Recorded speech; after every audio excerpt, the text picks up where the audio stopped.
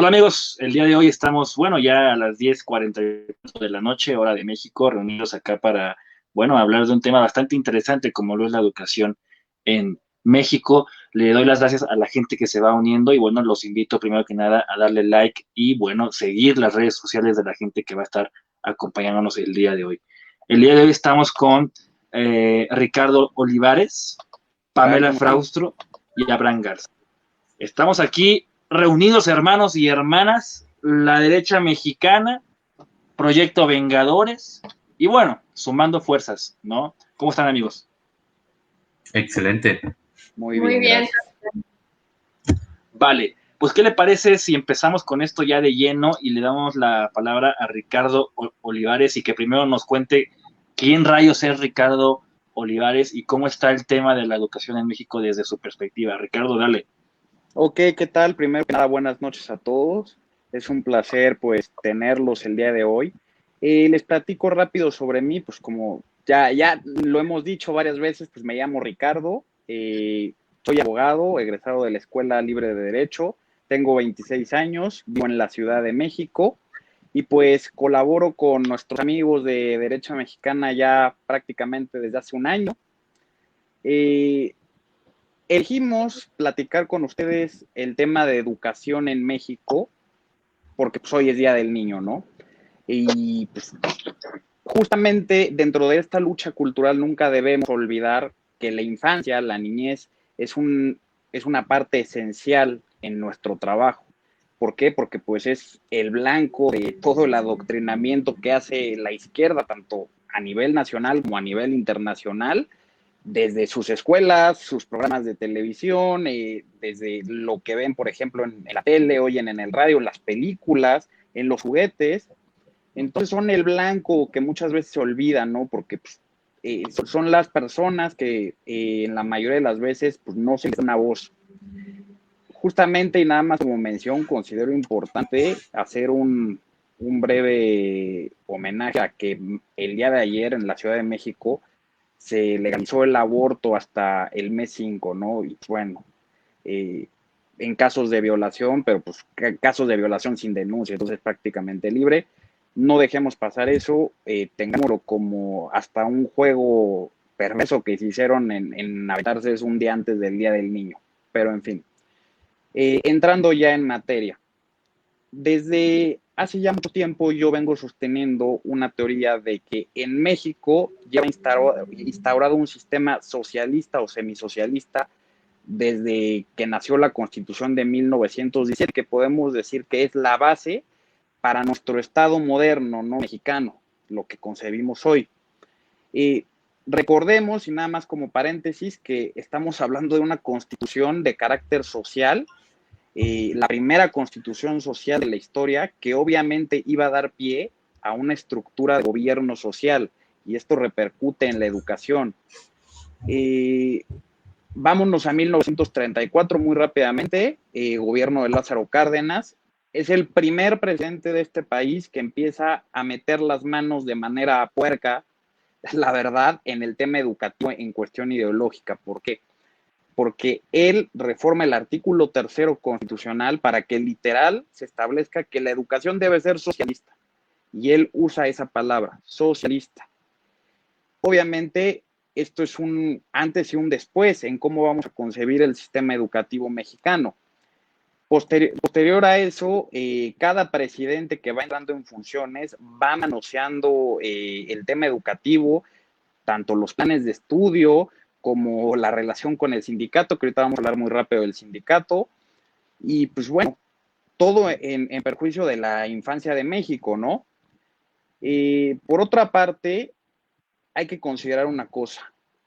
El PRI, como partido de izquierda que es, porque pues el PRI es un partido revolucionario, nacido de la revolución social de este país, tiene un especial interés en establecer su forma de concebir el mundo a través de la educación. Sin entrar por ahora en muchos tecnicismos, pensemos muy rápidamente en el tema histórico. Eh, toda la historia que se enseña en este país está hecha de un modo u otro para endiosar a la pobreza, al indigenismo, a las luchas sociales. Los héroes de este país son pues, Benito Juárez, Emiliano Zapata, Francisco Villa, por ejemplo, también tenemos a luchadores sociales como el mismo Cárdenas, que hoy en día es una figura histórica para el régimen que vivimos, súper importante. Y todas estas personas se caracterizan por una cosa en específico. Pues son del pueblo, vienen de abajo, luchan por los pobres, por los indígenas, y ya, no se cuentan sus defectos, no se cuentan en verdad pues, de dónde sacaban su ideología. Entonces estamos ante una educación parcializada. Por ejemplo, no se cuenta que Francisco Pancho Villa tenía una afición por violar mujeres, ¿no? En las ciudades que tomaba, o que Zapata tenía muy corta la mecha y le encantaba matar gente por cualquier razón. Entonces, toda esta estructura que se ha venido forjando desde el 34 especialmente, ha tenido un mecanismo: convencer a la población de que existe una lucha de clases a través de la academia, convencer de que siempre hay una clase oprimida, que le podemos poner cualquier nombre. En este país, la izquierda ha entrado de una manera muy sofisticada, que siempre hay una clase oprimida, una clase dominante a la cual hay que combatir, ¿no? Llámese, pues, a ver, los españoles y los indígenas, los conservadores y los liberales, ¿no? Hablando en términos de tiempos de Juárez, no los conservadores de hoy. Por ejemplo, los porfiristas contra los campesinos, ¿no? Los revolucionarios.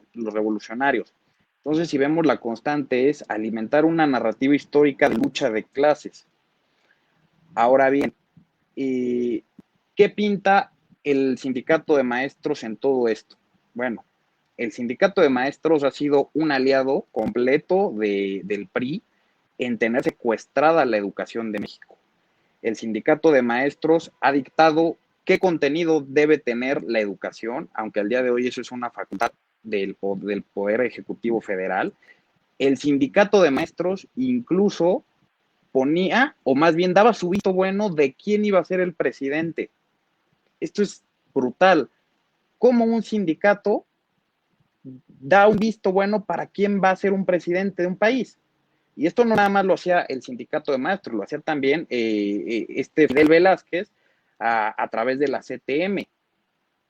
Ahí vamos viendo más elementos, como el PRI, como partido de izquierda, se apoya del elemento sindical, del elemento trabajador obrero.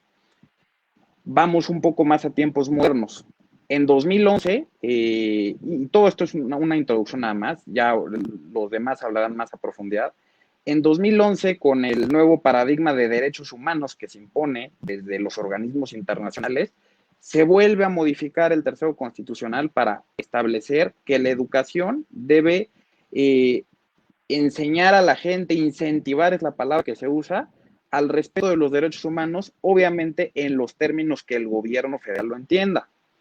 ¿En qué nos pesa esto? Vámonos a la Agenda 2030, por ejemplo, ¿no?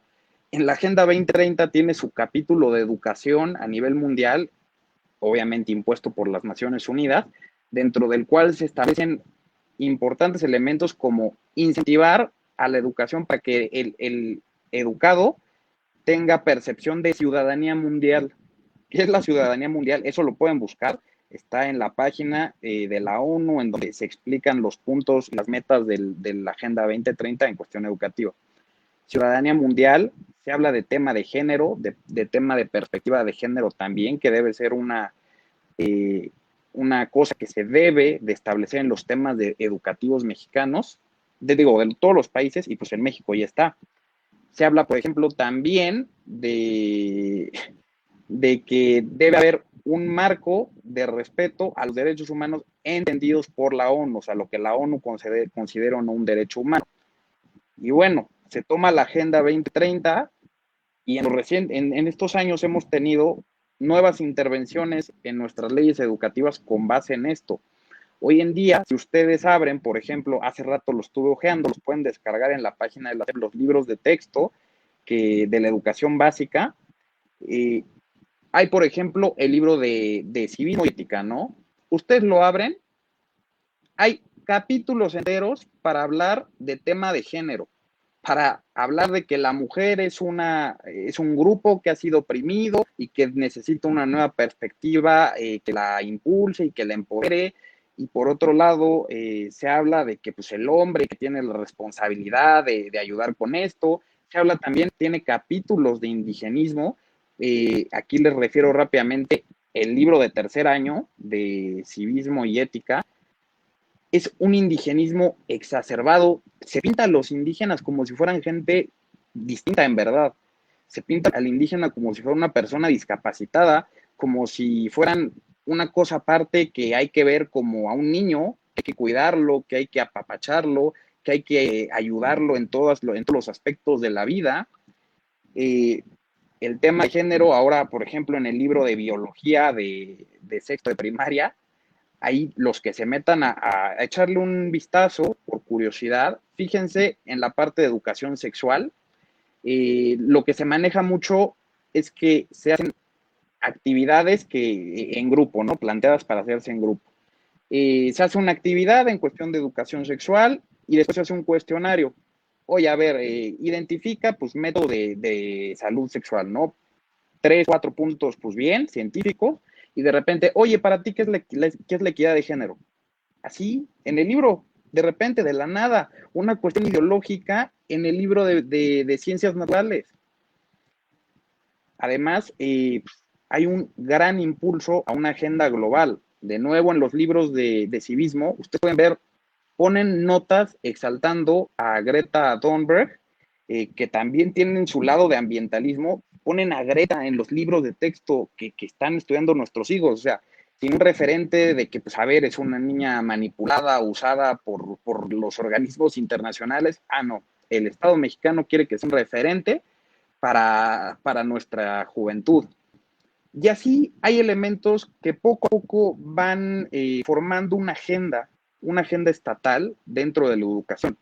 La solución a esto, en mi opinión, es cortar de tajo la relación que tiene el gobierno con el contenido educativo. A ver, pausa aquí rápido.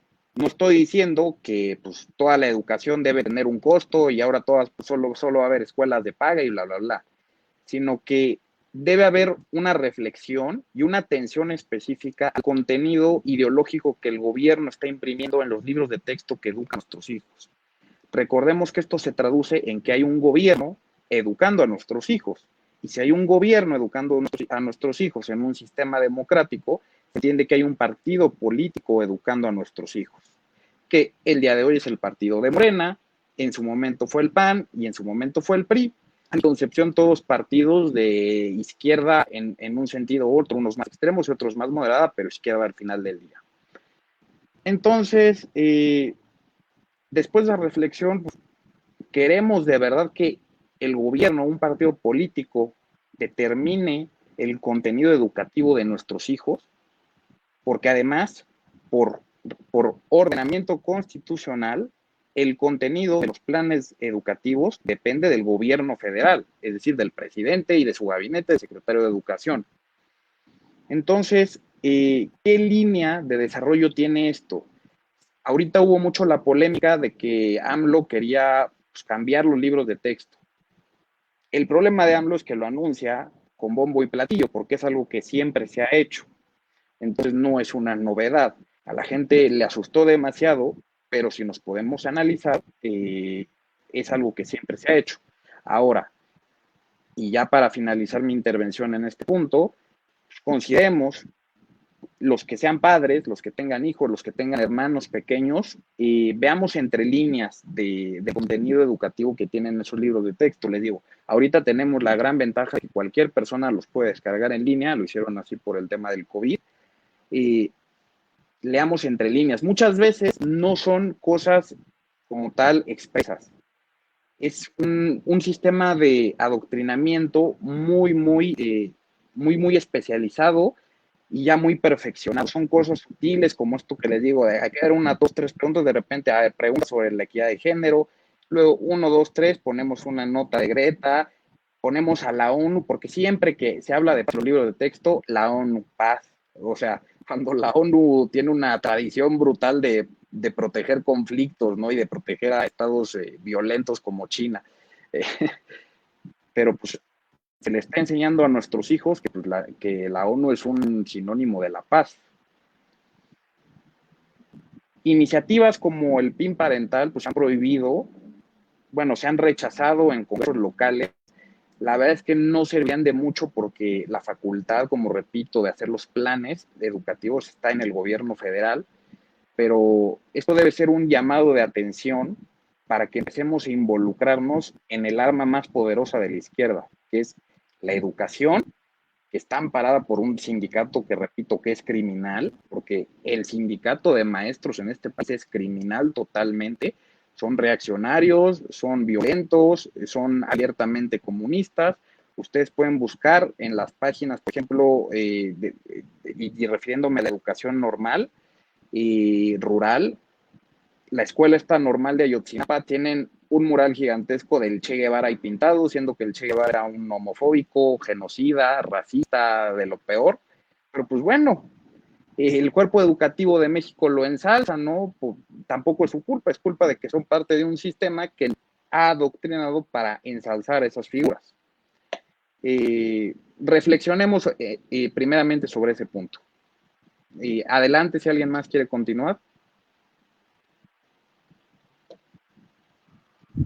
Muy bien, excelente. Mira, bueno, aquí Ricardo comenta unos puntos muy, muy importantes y ahí me gustaría recalcar un punto también sumamente interesante y es la importancia concretamente de lo que pasó allá en los años de 1934 al 45, que concretamente pues fue el periodo, bueno, Cárdenas empieza en el periodo del 34 al 40 y justamente durante ese periodo es cuando se implanta completamente la educación socialista. Y fíjense, justamente José Vasconcelos, aquel José Vasconcelos que muchos idolatran, él mismo confesó haber recibido influencia de lo que vendría siendo la educación o la formación socialista. También es muy importante recalcar esto, en toda revolución, bueno, aquí Pamela le sabe mucho este tema, en toda revolución el adoctrinamiento es fundamental. Cuando, y ojo, siguen la misma cadenita. ¿Qué es lo que pasa? Vemos un régimen que si bien tenía sus fallas, eso hay que reconocerlo, como el régimen de el general Díaz, tiene sus fallas, México se industrializa, hay cosas buenas, hay cosas malas, etcétera, ya cada quien lo tiene que investigar. Yo estoy en contra de ver la historia en blanco y negro, hay que ver la historia como lo que es una escala de grises. Sale Madero, es un intelectual, alguien que nunca en su vida se ha enfrentado a los problemas de la vida real, igual que Lenin, igual que Trotsky, igual que Stalin.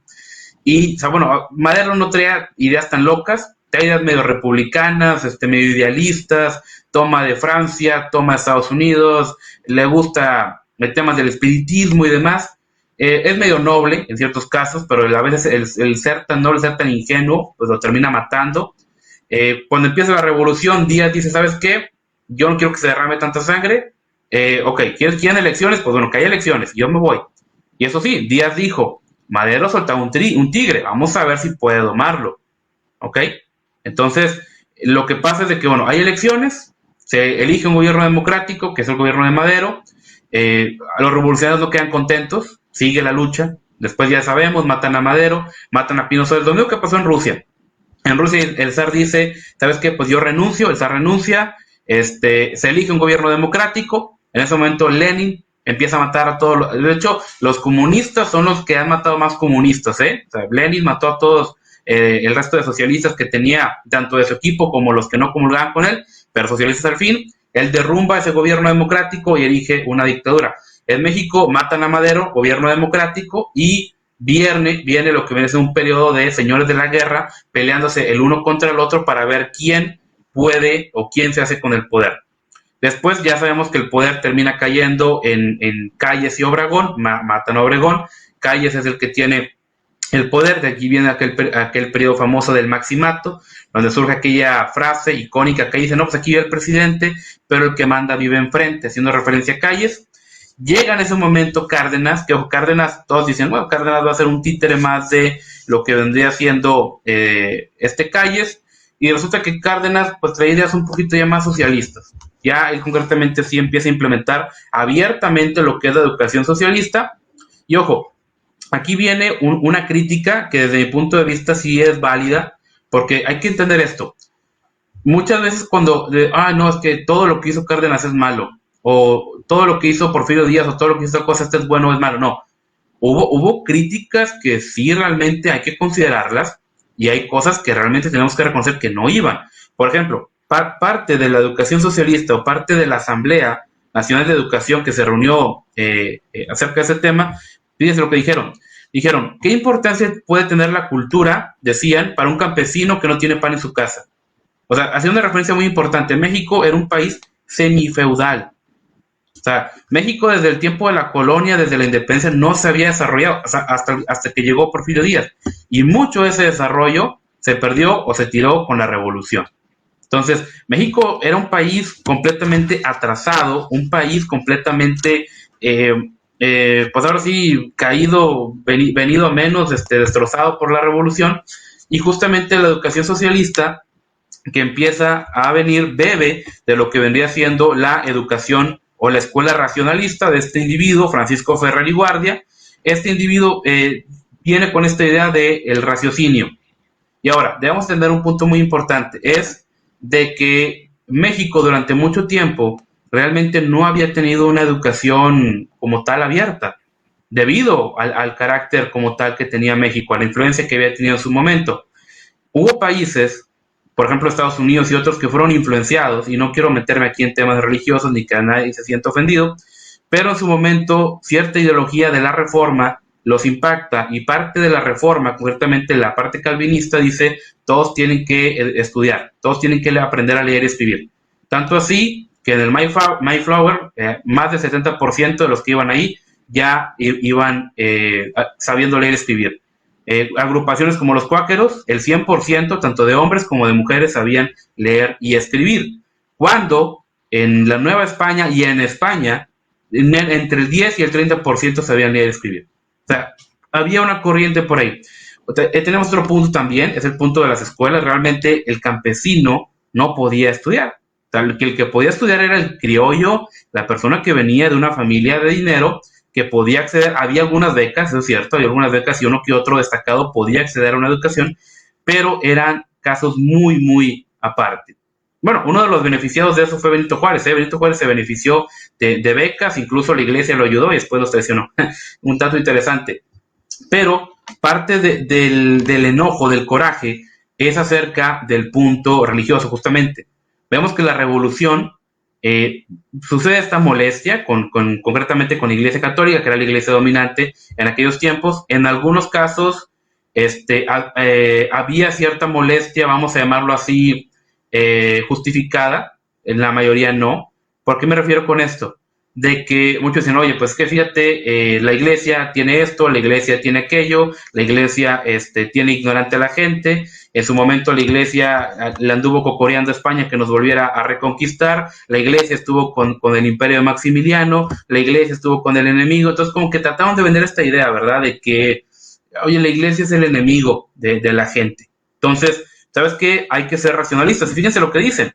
Dice, la escuela que basada en la ciencia y en la razón orientaría y formaría a la juventud mexicana sin dogmatismos, prejuicios, fanatismos religiosos o de cualquier índole y demás. Y Ferrer Guardia dice, fundó la escuela moderna en 1901 y dice, concretamente de esta corriente racionalista, que ojo, viene del monismo, de una corriente que se llama como el monismo, y el monismo lo que te dice es de que el universo en sí está basado o está creado en una sola corriente o bajo una sola causa o bajo una sola sustancia. Aquí algunos son más metafísicos y ¿sabes qué? El universo tiene una causa panteísta, Dios es todo, Dios es la naturaleza. Hay otros que dicen, no, realmente vámonos por una corriente más materialista, como los marxistas, ¿verdad? Tenemos el materialismo dialéctico de Marx, materialismo histórico, que dicen solamente las condiciones materiales son lo que importa. No importa, de hecho Marx decía que la política y la cultura no importaban, él decía no, lo material es lo que importa. De hecho hace poco grabamos un video ahí en el canal de YouTube acerca del experimento del Dr. Monet, ahí está más que demostrado que no solamente lo material importa, ¿ok? Entonces, concretamente, digo, todas estas agrupaciones obreras y demás se empiezan a impactar, empiezan a moverse, Y fíjense, allá en el Congreso de Yucatán, en 1916, se aprueba la escuela racionalista. Y concretamente, aquí es donde les digo que se basa en el monismo, o sea, es decir, en el materialismo. ¿Ok? Y fíjense lo que dice en su momento, o lo que empiezan a decir el artículo 27 constitucional. Miren lo que dice. La noción moral de que la propiedad privada debe reprimirse las veces que ataque a la sociedad. O sea, fíjense, ya vemos aquí un ataque a la propiedad privada. Y el artículo 3 empieza a decir, la enseñanza es libre, pero será racionalista, y la que se dé en los establecimientos oficiales de educación, lo mismo que la enseñanza primaria elemental y superior que se imparta en los establecimientos particulares.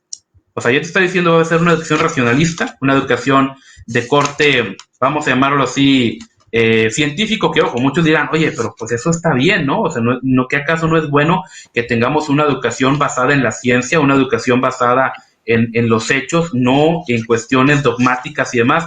Sí, en ese lado creo que todos estamos de acuerdo, que sí, la educación tenía que tener un corte pues más científico, pero aquí vemos un punto muy importante, y es de que concretamente la educación, en su gran parte, y este concepto de la educación libre y la educación laica y demás, viene justamente de trabajos religiosos. Gran parte del trabajo de educación, de lo que fue hecho por congregaciones, tanto católicas como protestantes. Por ejemplo, en Inglaterra de la Revolución Industrial, fueron movimientos protestantes los que, cuando los niños iban a las fábricas y que se les negaba la educación, los acogían. Y en su momento lo que hoy conocemos como la escuela bíblica o la escuela dominical, era la escuela en la cual los niños se empezaban a estudiar, podían acceder a leer y escribir gratis por parte de instituciones religiosas. La mujer empezó a adquirir dignidad dentro de la iglesia. ¿Por qué? Porque eran las mujeres las que empezaban a dar clases, eran las mujeres las que empezaban a involucrarse en la crianza y en la educación de todos esos niños, y se le empezó a dar dignidad a la mujer a través de esto. Entonces vemos que, ojo, vemos ideas muy bonitas, y el socialismo así es. El socialismo te vende ideas muy, muy bonitas, pero realmente en la práctica son completamente irrealizables. O sea, te venden una idea, no, sí vamos a tener una educación científica, y ojo, aquí, bueno, este libro que literalmente se está deshaciendo, ya está muy antiguo, lo pueden comprar, La Educación Socialista en México. Aquí dice, no, las escuelas deben tener gimnasios, la escuela debe tener biblioteca, la escuela debe tener alberca, la escuela debe tener espacios amplios, verdes, etcétera. Les pregunto, ¿qué escuela pública en México tiene eso? ¿Cuándo lo tuvo? ¿Sí? Hoy en día hay escuelas en México que no tienen ni un abanico. Bueno, como decimos aquí en el norte, un ventilador. ¿Sí? No tienen ni un ventilador, no tienen, a veces, no hablamos de pintarrones inteligentes, pizarrones buenos, no hay. Se andan peleando por gises los maestros. ¿Sí? En pleno siglo XXI. Entonces, vemos que si empiezan a ocurrir ese tipo de ideas, empiezan a venir ese tipo de la educación socialismo, y fíjense lo que dicen, hay que promover el laicismo, porque ojo, la educación que en su momento había influenciado Juárez era una educación de corte liberal. ¿Y qué es lo que dice Cárdenas? Cárdenas dice, les voy a citar por ahí, fíjense, la enseñanza laica preconizada por el artículo 3 constitucional se explica como un triunfo de los constituyentes del 57, al desaparecer de los códigos de la imposición de la religión católica como religión oficial, como consecuencia de la separación de la Iglesia y del Estado y del imperio de la ley sobre ella, más la subsistencia del texto y la supervivencia anacrónica de su interpretación liberalista mantienen al Estado como neutral. Ojo, por si alguien no me entendió.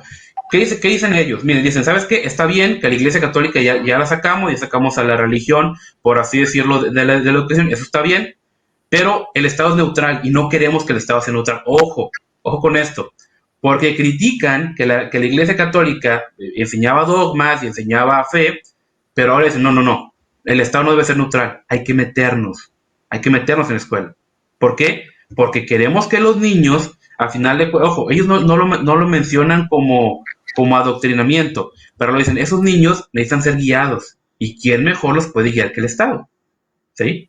Y ojo, es lo mismo que pasó en la Unión Soviética, lo mismo que pasó en Cuba, y justamente bajo el lema de que hay que ser científicos, hay que meter el cientificismo y demás, pero lo cierto es de que te dicen, bueno, hay varios objetivos, y déjenme les leo aquí una parte también muy importante, porque también modifican el artículo 3. El artículo 3 dice, la educación que imparte el Estado será socialista y además de excluir toda doctrina religiosa, combatirá el fanatismo y los prejuicios, para lo cual la escuela organizará sus enseñanzas y actividades en forma que permita crear en la juventud un concepto racional y exacto del universo y de la vida social. O sea, prácticamente socialismo puro y duro. Y fíjense las reglas, fíjense las reglas que traía. Dice, la formación de planes y programas del Estado, y programas educacionales, todo el Estado. Todo plantel particular que funcione tiene que ser aprobado por el Estado, y en cualquier momento el Estado te puede quitar la licencia para tener una escuela particular. O sea, la educación, dice, la educación primaria debe ser gratis, el Estado la va a poner, pero el Estado, a su propio juicio, va a darle reconocimiento a la escuela que ellos quieran. Oye, ¿sabes que no te gusta mi educación socialista doctrinatoria? Bueno, está bien, puedes poner tu escuela, pero yo te voy a probar lo que vas a decir ahí. Y si de algún día, por alguna razón, a mí se me pone quitarte la validez, lo voy a hacer porque yo quiero y porque puedo. Prácticamente es lo que te están diciendo, ¿sí? Gracias a Dios, en el año 45, con Ávila Camacho, él tumba estas ideas, concretamente. Y fíjense, tiene muchas ideas, no las voy a leer todas, nada más así brevemente un pincelado. Fíjense lo que dice que la educación socialista debe traer o debe decirnos. Dice que debe descubrir las fuentes de riqueza nacional y orientar las de la producción. Provocar y fortalecer una corriente migratoria de la ciudad hacia el campo, ¿sí? Fijando a los campesinos en sus regiones y con tendencias a su mejoramiento material y colectivo. Fíjense lo que dice identificar y unificar las clases sociales afines en su lucha contra el capitalismo, la burguesía, el imperialismo y las dictaduras.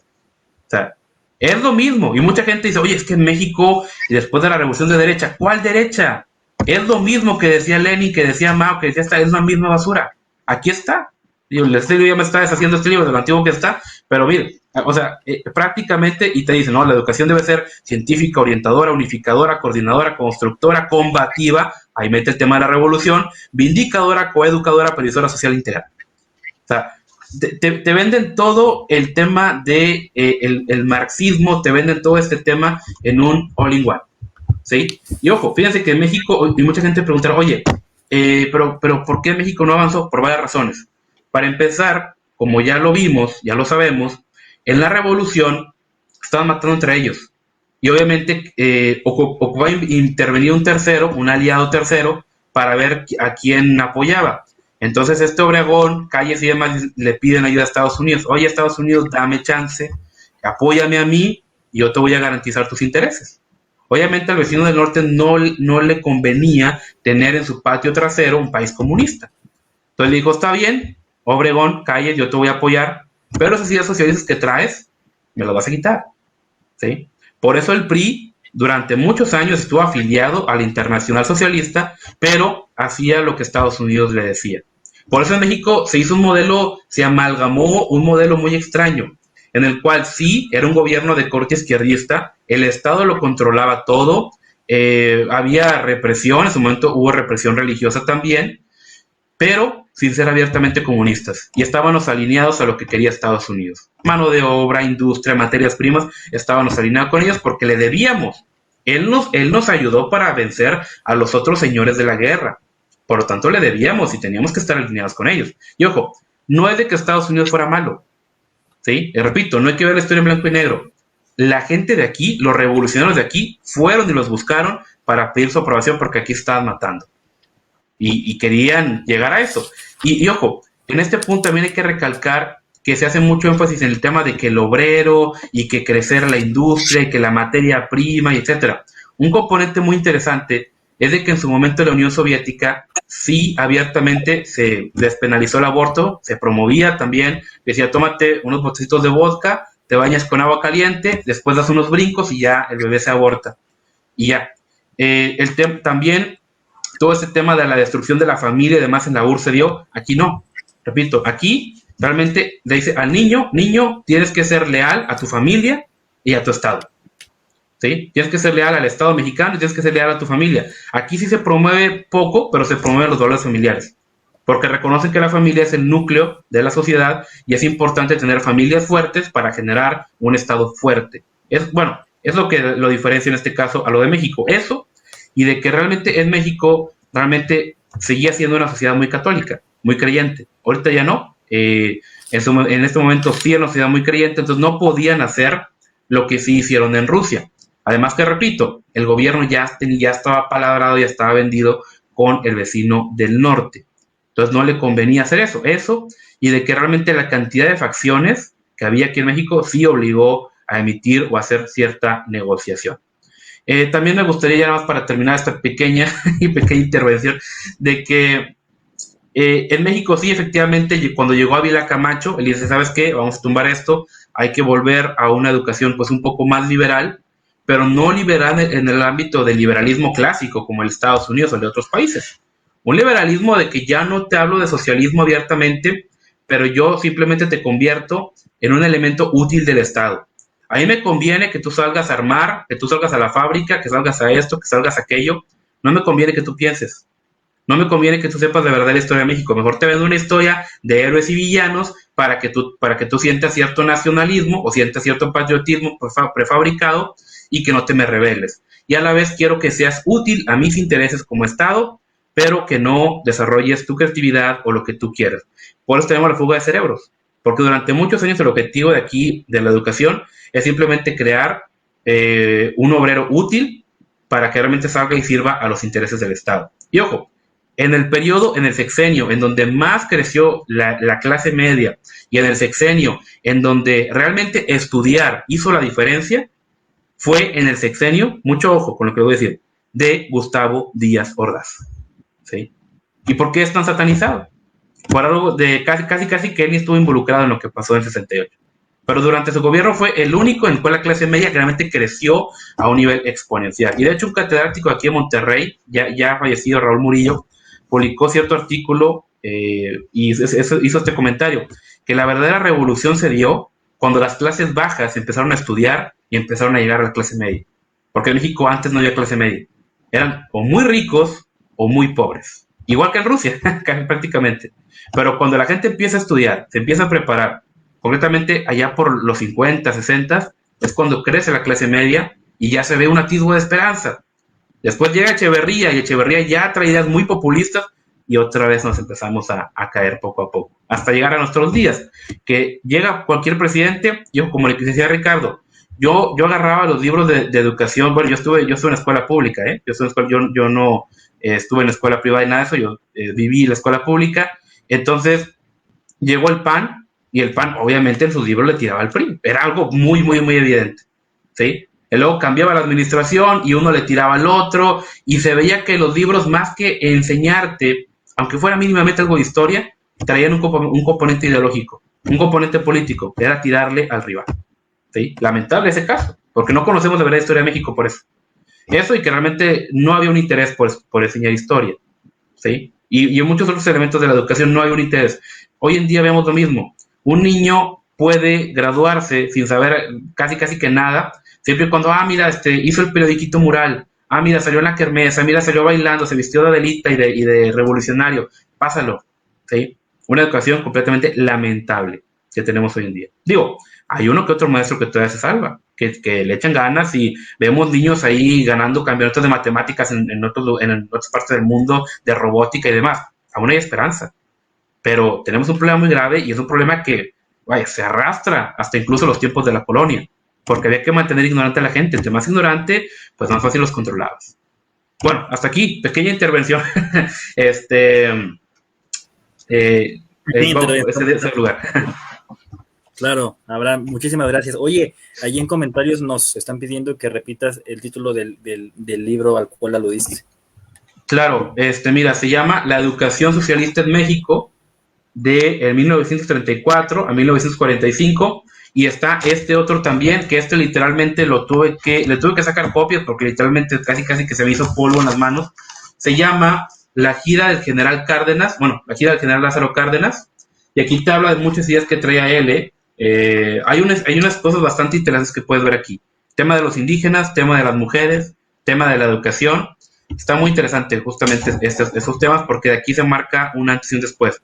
Porque a pesar de que Ávila Camacho quitó mucho de este material, aquí se empezaron a formar los intelectuales. Y esos intelectuales fueron los que más adelante alentaron a los estudiantes en el 68 para que hicieran su mugrero.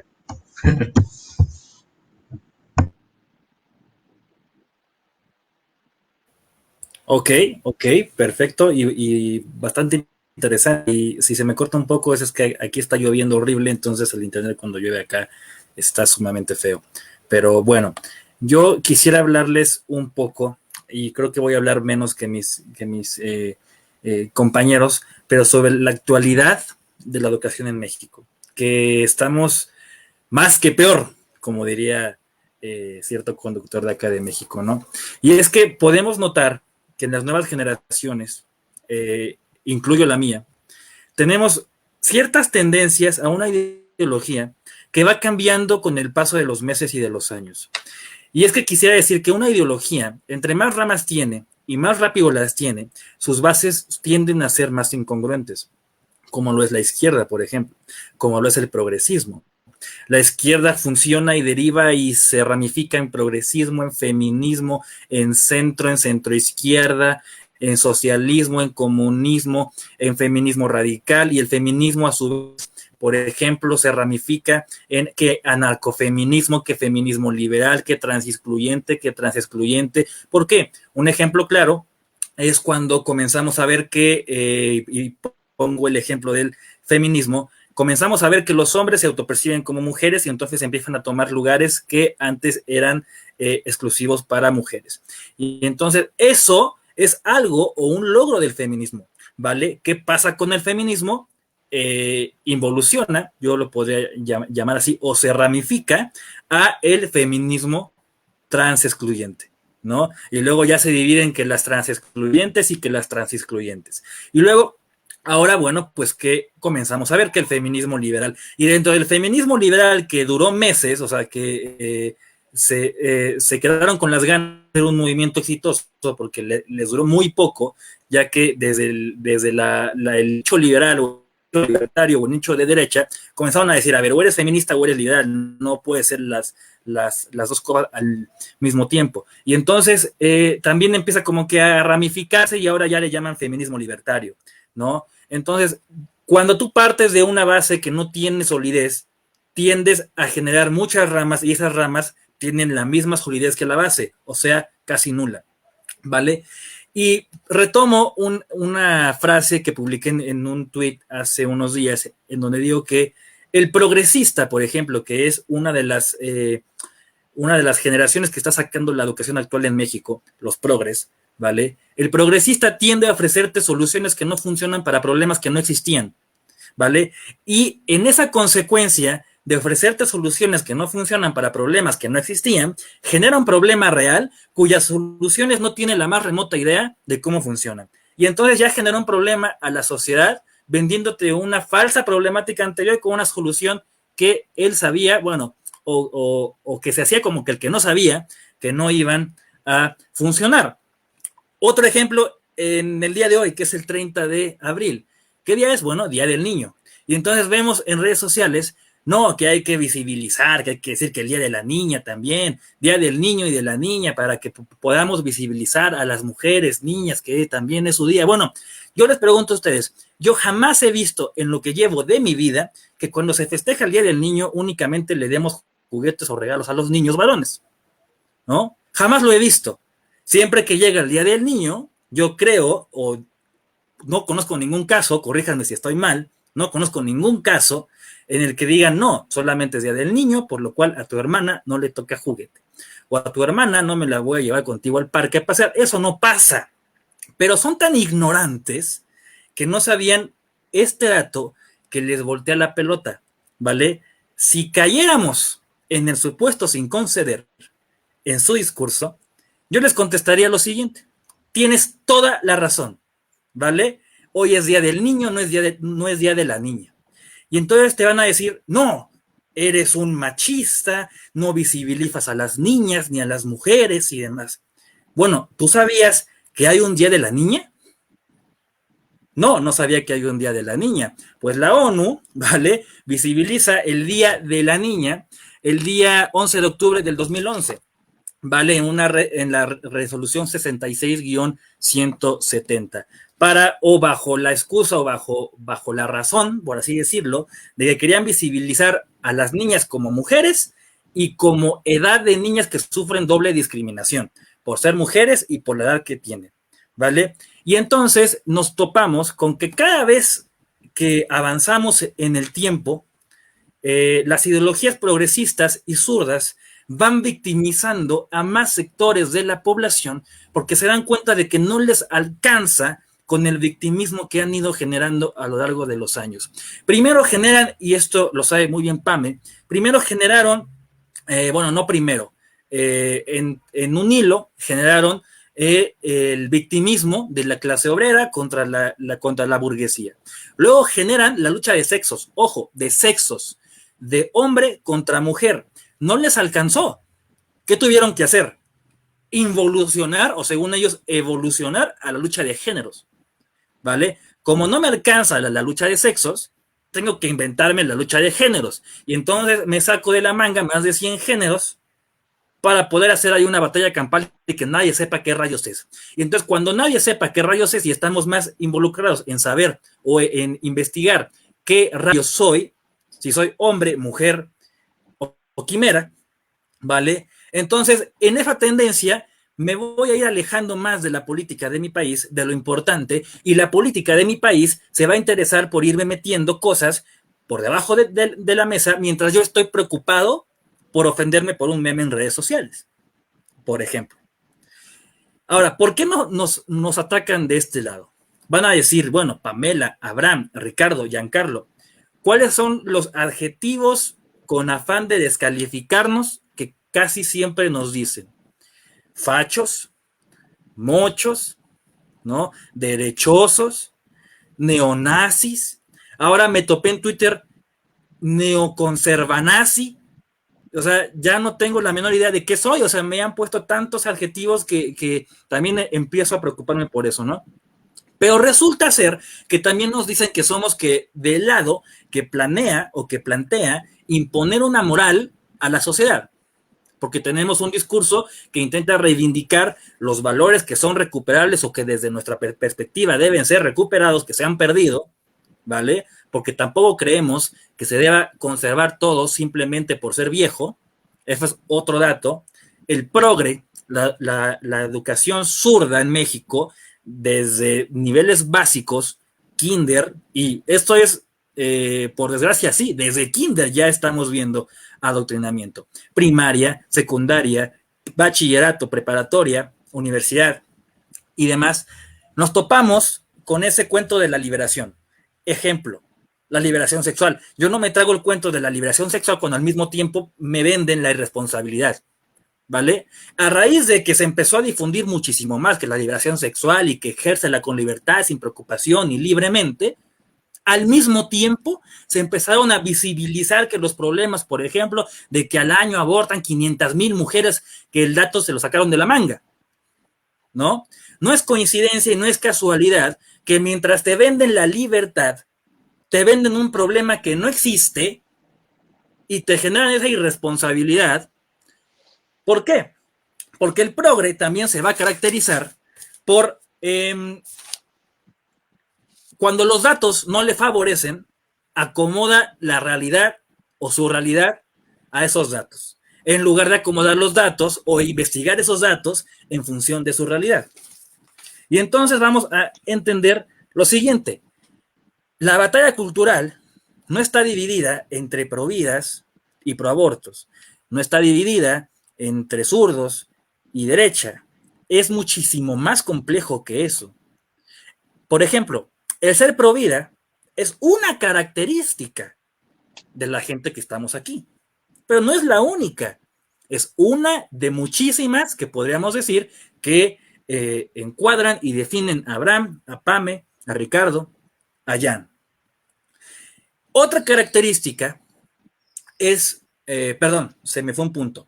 Cuando atacan a este lado, también suelen, repito, atacar el lado de la moralidad. ¿Por qué? Porque promovemos o intentamos promover la libertad, pero con compromiso. Y la libertad con compromiso te da una igualdad a un resultado de valor humano. Cuando se es libre y al mismo tiempo tienes el compromiso de lo que estás provocando en el ejercicio de esa libertad, adquieres un valor. ¿Vale? ¿Qué necesito hacer para destrozar los valores? promover la libertad sin el compromiso. ¿Y qué generó? O antivalores, o ni siquiera eso, nada. Y entonces llegamos a lo que tenemos al día de hoy en la educación en México. Y no solo en México, en América Latina. Llegamos a nuevas generaciones que se creen revolucionarios ahí tomando un café desde la cama, ¿no? Que creen que salen y están ejerciendo una revolución, saliendo a palos, cubriéndose la cara con mantos negros, pintando a la gente que pasa enfrente de ellos con aerosoles morados, cantando consignas que ni siquiera ellos entienden, y ya según ellos están haciendo la revolución. Pero no entienden o no han querido entender o no les interesa entender qué es lo peor, porque no sé qué es peor, que no entiendas, que no quieras entender o que ni siquiera te interese entender, que creo que es lo último. No han querido entender que las revoluciones se hacen de abajo hacia arriba, no de arriba hacia abajo. Entonces, cuando tú únicamente estás atendiendo a una agenda que es planeada, organizada, financiada, estructurada, precisamente para que ciertos grupos de la sociedad hagan lo que esa agenda planea o quiere que hagas, no estás siendo revolucionario, hermano. Estás siendo parte del sistema. Hoy en día la verdadera revolución, y jamás, o no sé si alguna vez se creyó que esto iba a ser así en los últimos años, podríamos decir que la verdadera revolución es lo que llamamos derecha, nueva derecha, libertarios, conservadores, antiprogres, antiideología de género, provida, como le queramos llamar a la tendencia de este lado, ¿no? Que la gente que nos está escuchando pues ya sabe más o menos a qué nos referimos, porque pues si está aquí nos conoce y si no nos conoce, pues ya nos conoce, ¿no? Pero si no nos conocía, ya nos conoce, ¿no? Entonces, esa gente que pretende cambiar el mundo, ojo, ¿cómo se les llama a las nuevas generaciones que se ofenden por un meme? Generación de cristal, ¿no? Y al mismo tiempo, esa generación de cristal se autopercibe como la generación que va a cambiar el mundo. Yo quiero saber cómo rayos alguien que no aguanta un solo golpe, porque he visto cristales que aguantan más de un golpe, cómo rayos una generación de mazapanes pretende cambiar el mundo si no puede cambiar las sábanas de su cama. Yo siempre me he hecho esa maldita pregunta, ¿vale? E intento hacérsela a esa gente en Twitter, en redes, que intenta tirar piedras, y las tira, de hecho, a la gente que hacemos una u otra cosa, o que intentamos hacerla para defender las ideas de la libertad, los valores, la propiedad, la vida en nuestros colonias, municipios, estados. No es fácil. O sea, la gente nos ve aquí, nos ve en cámaras, nos ve así como que arregladitos algunos, Pame que siempre sale bien guapa, maquillada, Abraham con su camisita, cuello cerrado, Richie que se tomó el tiempo de ponerse la playera de los Vengadores, ¿no? Porque esto es cuestión de iniciativas, de proyectos. Yo que estoy en fachas, ¿no? Llegué después de un día ajetreado de campañas en mi municipio, y entonces dije, bueno, pues me voy a poner algo cómodo porque todavía me toca trabajar después de esto. Y creen que es sencillo, y no es sencillo. No es sencillo estar en una cámara y decir todo lo que alguien dice. Es muy fácil repetir las cosas. Es muy fácil salir a la calle y decir, sí, aborto libre, seguro y gratuito, sí, el Che Guevara, sí, el socialismo, sí, viva Fidel Castro. Bueno, les preguntas cosas mínimas de su misma ideología que según ellos son y no la saben. Esto lo dije en un live hace como una semana con una gran amiga, de mis mejores amigas, de mis hermanas, de mi familia, Cintia Canales, y le decía, oye, hay algo curioso y hay una coincidencia en estos grupos de izquierda, de progres, de zurdos, el feminismo y demás.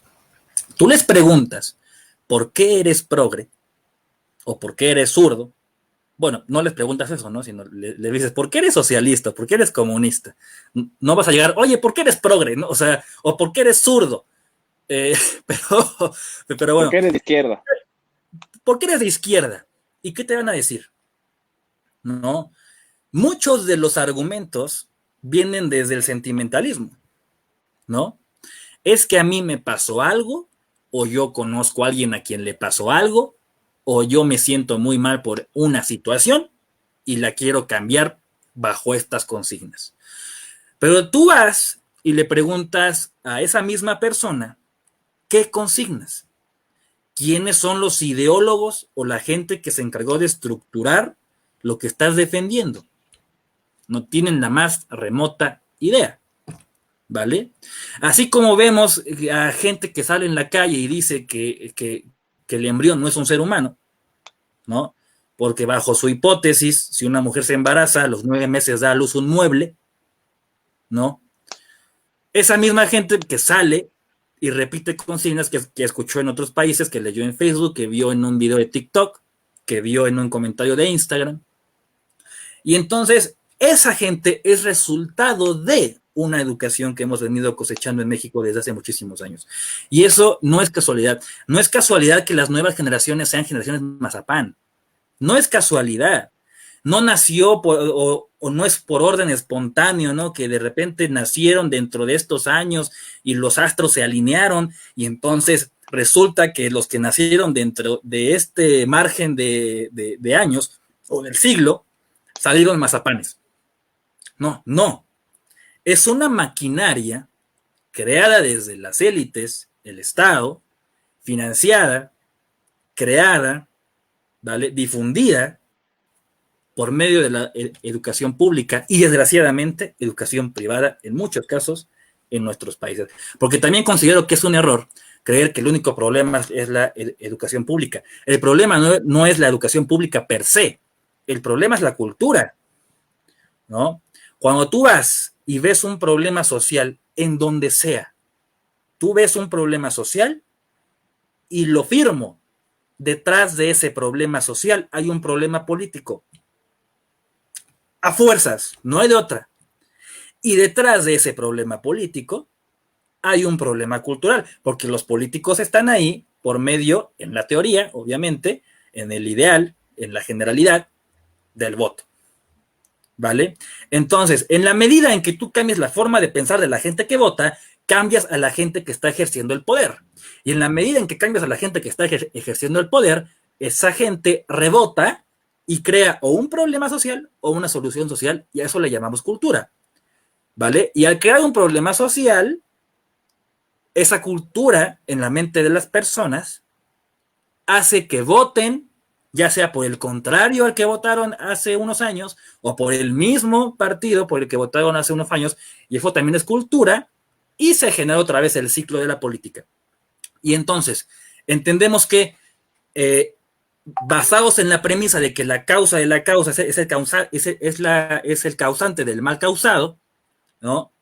Esto quiere decir que si A provoca B y B provoca C, si tú cambias A, cambias por consiguiente C, ¿vale?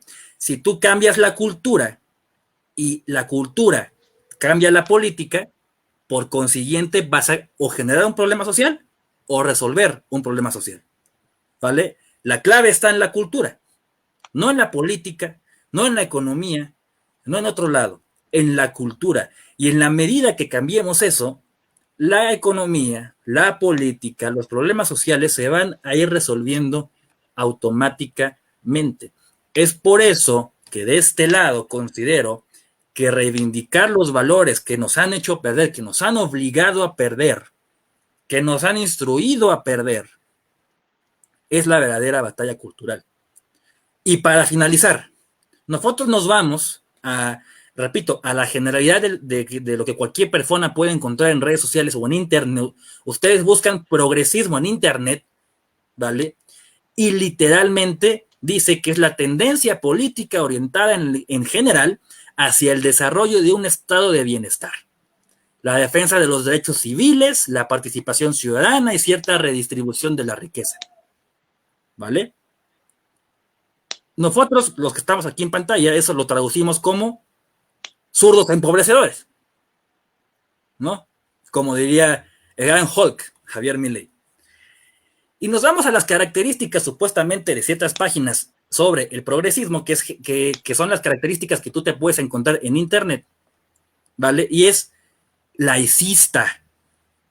pero no laicista porque quieran sacar a la religión del Estado. Ojo, hay una diferencia entre separar religión de Estado e intentar erradicar la religión de la sociedad, que es lo que se está haciendo. Ya evolucionaron o involucionaron a decir, no, hay que separar la iglesia del Estado. Pero no conformes con eso, porque son progresistas, avanzan, y no el avance solo por ser avance es bueno, van a erradicar a la iglesia de la sociedad, no del Estado, que son cosas distintas, ¿vale? Y nos venden ese cuento de que el Estado y la sociedad somos todos. Bueno, eso es ¿cómo decirlo? El cuento de hadas más viejo, ¿no? Entonces, seguimos con las características del progresismo. Democrático. ¿Cuál es el sistema por medio del cual es muchísimo más sencillo permear en las masas, ¿no? O uno por medio de los cuales es más fácil por la democracia? En la medida en el que tú le das el voto a la gente que ya adoctrinaste, es muchísimo más fácil llegar al poder y seguir adoctrinando, ¿vale? Siguiente característica, reformista. El progresismo plantea la necesidad de cambios constantes en la sociedad. Ojo, si no están cambiando, no están a gusto. Y ahí viene el siguiente problema. El zurdo actual, la gente que sale de la educación en México el día de hoy, tú les dices y les pregunto, chicos, oigan Pame, oigan Ricardo, oigan Abraham, ¿ustedes están a favor de una reforma que vaya en pro de la diversidad? Si les pregunto a ustedes, les aseguro que me dirían, defíneme diversidad, ¿qué diversidad? Y enséñame la reforma. Si le pregunto a muchos o a cualquiera o a la mayoría de la gente que está allá afuera, me van a decir sí automáticamente, porque asocian la palabra diverso con bueno. Lo diverso por ser diverso no es bueno, y lo no diverso, solo por ser no diverso, automáticamente no es malo. No podemos hacer un juicio de valor en función de un concepto que tiene múltiples definiciones o múltiples causas o múltiples formas de defenderse. Y nos han vendido eso. Hay que ser diversos solamente por ser diversos, sin saber que quien no quiere ser diverso también está siendo parte de la diversidad. Hay que tolerar todo solo porque la tolerancia es buena, ¿vale? Pero no saben también que quien no tolera la intolerancia se vuelve un intolerante. Y no solo por ser tolerante, o la tolerancia, no solo por ser tolerancia, da como igualdad o como resultado un juicio de valor como bueno o correcto. Y el intolerante no quiere decir que por ser intolerante sea malo. No estamos dispuestos a tolerar todo. Hay cosas en la sociedad que no son tolerables, ¿vale? Hay cosas dentro de la diversidad que no son buenas. El no diverso no es malo solo por no ser diverso. Siguiente característica, pragmático. El progresismo se distingue de los movimientos revolucionarios en que aspira a implementar fórmulas y métodos que hayan funcionado. Este es un maldito chiste. Díganme qué medida progresista, ok, está implementando métodos que funcionen, pero tomando el concepto base que dije hace rato que se saca de internet, que es el acceso que tiene la mayoría de la gente cuando busca progresismo, de que el progresismo va en pro del bienestar social, que han generado absolutamente nada. Ojo, hay una correlación muy interesante. Entre más progresismo, más problemas sociales. ¿Es casualidad? Yo creo que no. ¿Es casualidad? Yo creo que no. Hay más progres y cada vez evidencian o se sacan de la manga más problemas sociales. ¿Por qué? No se dan cuenta que a más progres, más problemas sociales, porque son ellos los que generan los problemas sociales, o los inventaron, o los crearon gracias a que los inventaron, ¿vale? Vanguardista, supuestamente. El progresismo está dispuesto a romper con los cánones de lo establecido. Ahí está. Más claro que el agua no se puede. Tengo que romper con el canon de belleza, ¿vale? Solamente porque es el canon y es el status quo y es lo que está. No me importa si está bien, si está mal, si llegó a ser así por medio de una estructura de historia jerarquizada, por medio de procesos que han funcionado, por medio de la historia, por medio de los valores. No me importa cómo llegó a ser así. Lo que me importa es que es lo que está y hay que cambiarlo simplemente para ser revolucionarios, ¿no? Y si no, no me siento a gusto. Siguiente, diversidad, que es lo que ya había dicho. No hay, sin embargo, un único progresismo, dice aquí, sino un conjunto de ellos.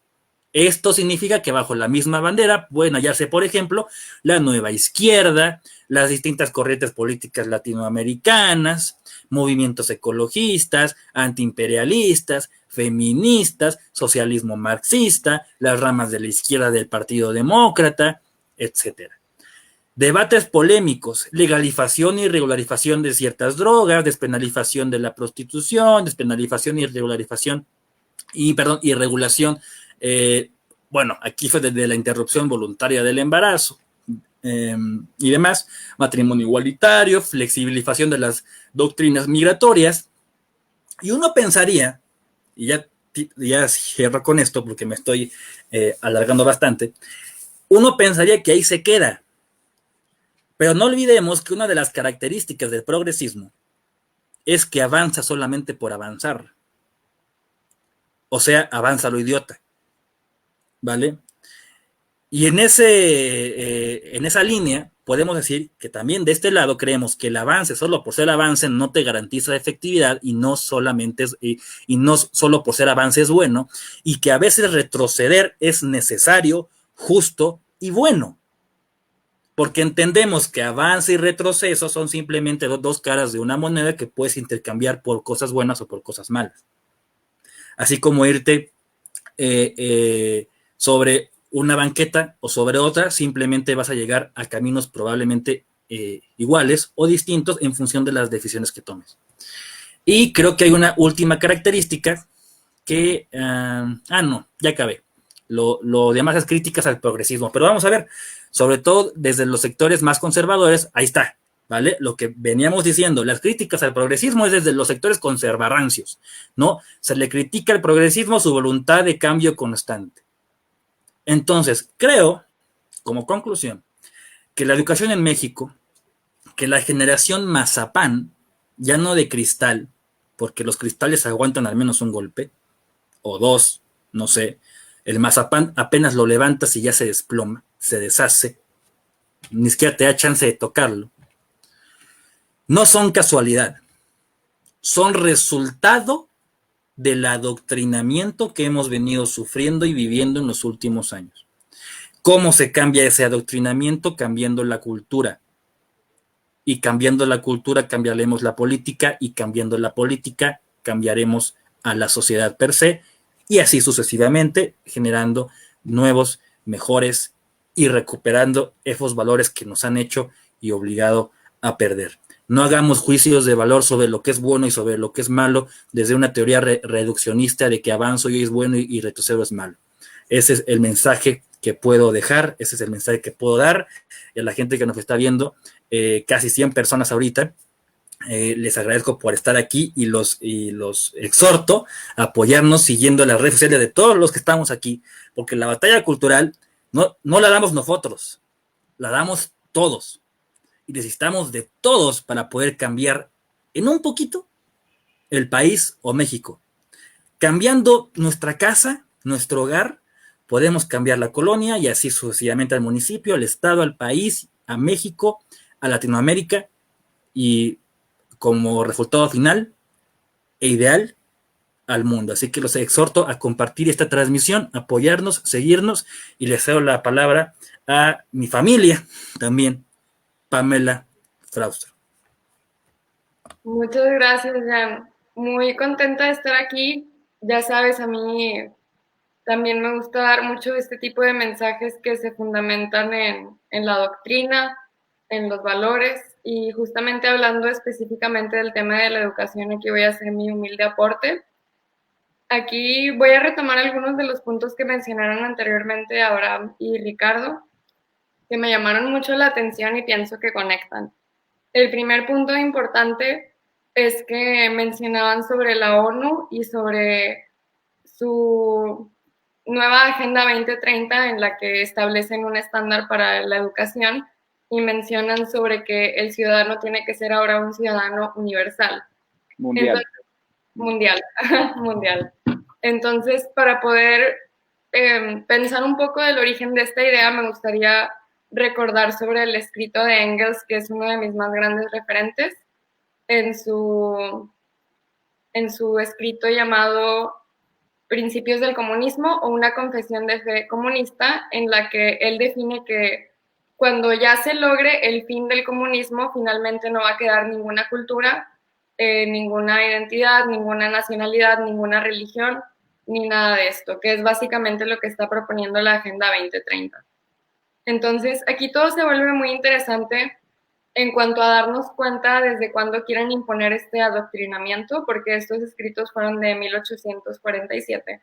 Y también llama la atención darnos cuenta que desde el principio ha sido un esfuerzo internacional y globalista. Y obviamente vemos todos estos patrones. Por ejemplo, con la Constitución de 1917 estuvo involucrado Trotsky, etcétera, etcétera, que todos estos son temas que nos hacen darnos cuenta que pues evidentemente no hay coincidencias y como hemos estado mencionando continuamente es un esfuerzo comunista o socialista que busca abolir todas las propiedades privadas que como bien también hemos recalcado incluyen la moralidad, la ética, los valores, la propiedad privada en sí, etc. ¿Por qué? Porque la propiedad privada es básicamente algo que tú construyes por ti mismo.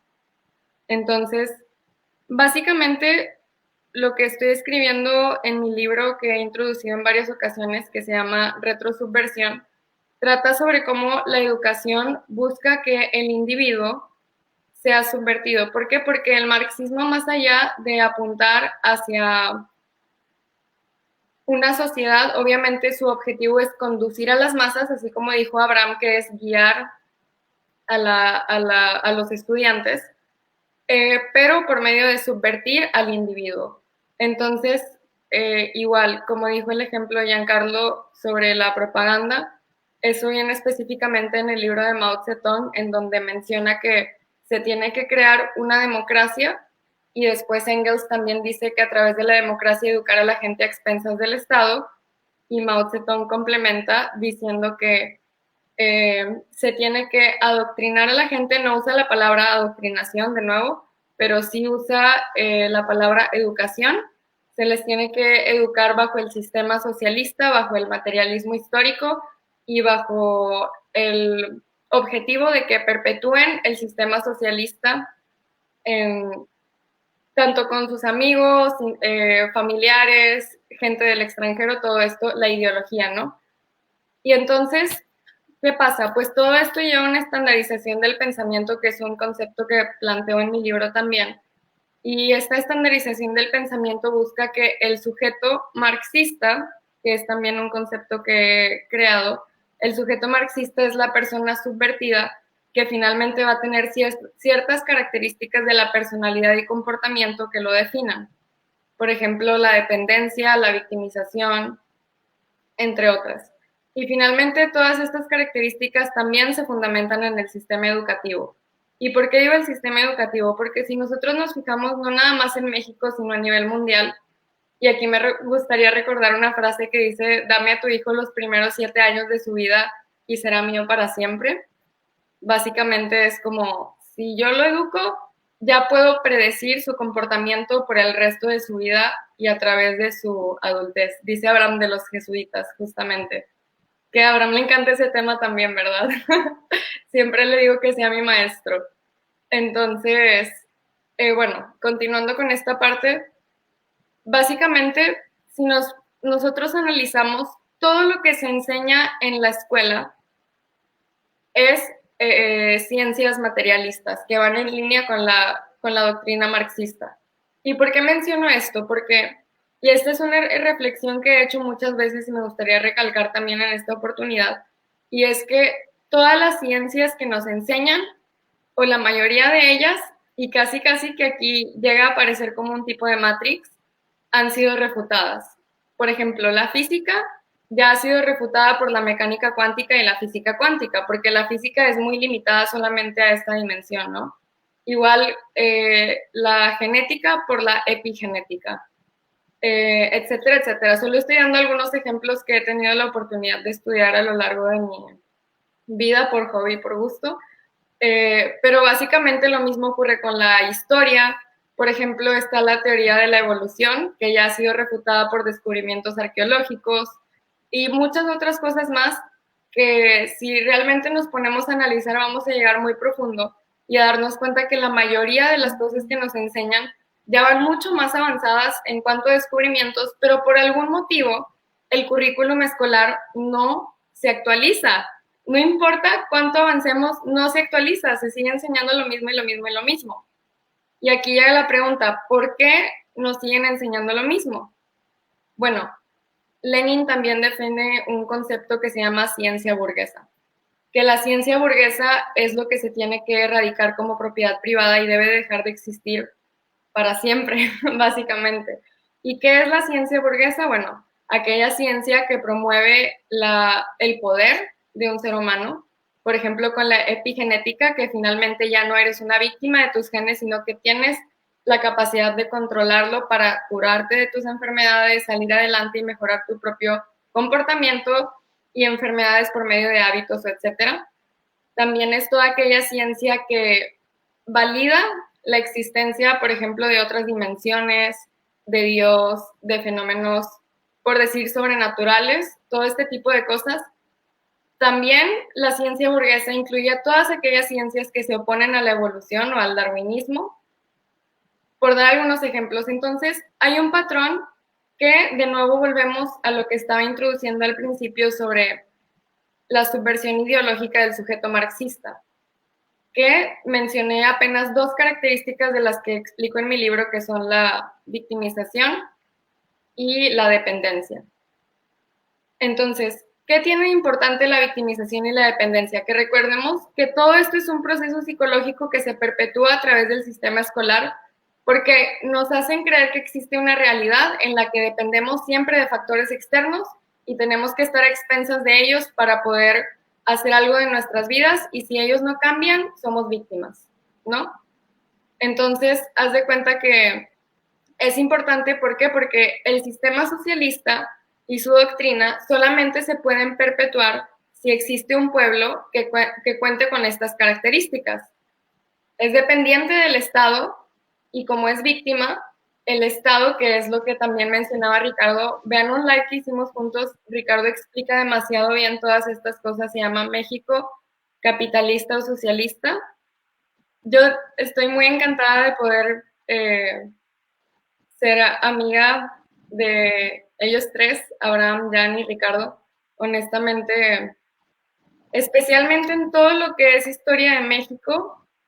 Yo apenas estoy aprendiendo, puedo decir eso. Estoy tomando un curso con Abraham y con Ricardo en Derecha Mexicana para que los busquen en redes sociales y aprendes demasiado de todo eso. Pero el caso que quiero explicar es cómo identificar simplemente este patrón histórico que, como bien también viene explicando Abraham, ocurrió en la Unión Soviética, ocurre hoy en China, ocurre hoy en Cuba.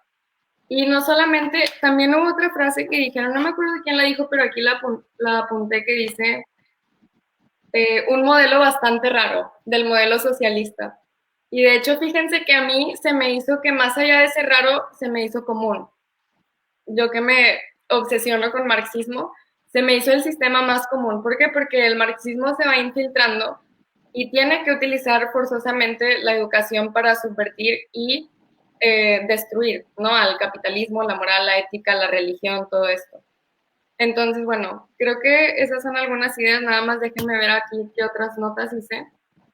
También lo de Greta Thunberg, todo esto del globalismo pues viene conectado, ¿no? Porque aquí yo siempre hablo de esto, pero me gustaría enfatizarlo, que es que básicamente, ¿por qué enseñan de Greta Thunberg y de la ONU y también de esta idea que dijeron que la ONU es sinónimo de la paz en las escuelas? Y yo lo digo porque yo cuando estuve estudiando me enseñaron todo esto y lo creía y yo admiraba a Greta Thunberg, quería ser delegada de la ONU estaba en debates de Harvard representando a la ONU con diferentes delegaciones en varios países, emocionada porque yo decía, yo voy a salvar al mundo siendo delegada de la ONU, voy a implementar el aborto en países tercermundistas, voy a arreglar el cambio climático, voy a hacer educación inclusiva. O sea, literalmente en un debate de Harvard en la India me tocó, era Bolivia, y el tema era